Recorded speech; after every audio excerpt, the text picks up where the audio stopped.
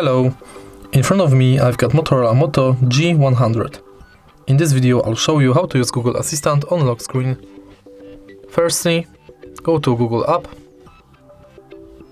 tap button in the right corner, go to Settings, Google Assistant, Voice Match. Make sure that this function is enabled.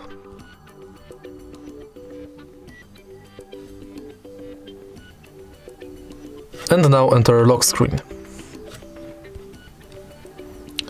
Also enable this function, and now you can simply lock the screen and say, "Hey Google, what's the weather like today?" It's 6 with light showers. Today, there will be showers, with a high of 6 and a low of 1. And tomorrow, it'll be mostly cloudy. If you find this video helpful, please leave like, comment and subscribe.